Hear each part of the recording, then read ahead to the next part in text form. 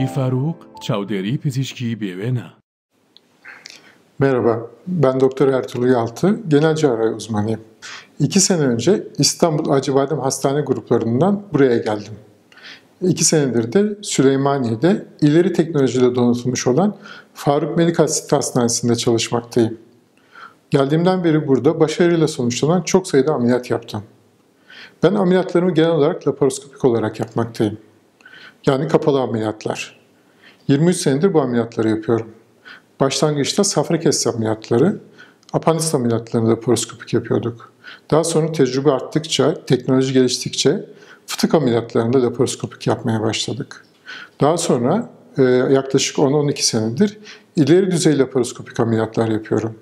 Bunlar ileri deneyim gerektiren laparoskopik ameliyatlar. Mesela dalak ameliyatları, böbrek üstü bezi ameliyatları, mide ameliyatları, kolon ameliyatları, kolon kanseri ameliyatları gibi ameliyatlar. Zayıflama ameliyatları da yine laparoskopik olarak yaptığım ameliyatlardandır.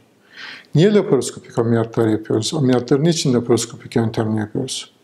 Laparoskopik ameliyatlar minimal invaziv cerrahi diye geçiyor. Yani az hasar veren ameliyatlar. Dokuya az hasar veriyor. Bu nedenle ameliyat sonrası ağrılar az oluyor. İlaç az kullanıyor hasta. Erken taburcu oluyor. Neredeyse bir gün sonra taburcu ediyoruz. Normal hayata dönüşleri de daha hızlı oluyor. Bu nedenle laparoskopik ameliyatları tercih ediyoruz.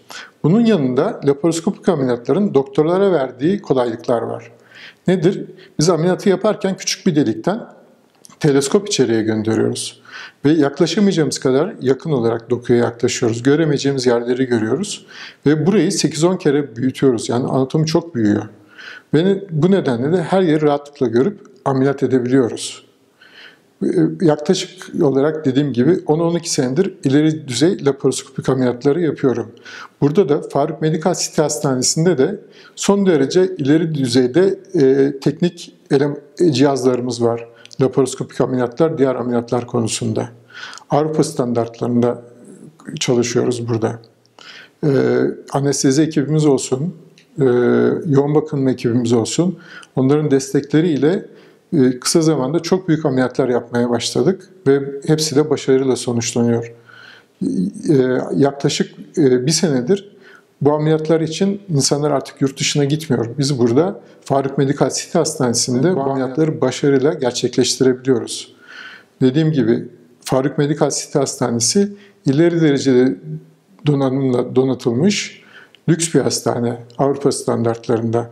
Herhangi bir sağlık sorununuz olduğunda size yardımcı olmaya hazırız.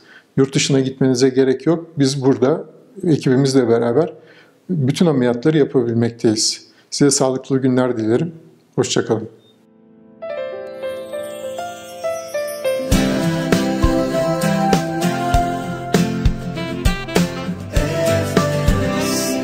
شاری پزیشکی فاروق، چاودێری پزیشکی بێوێنە.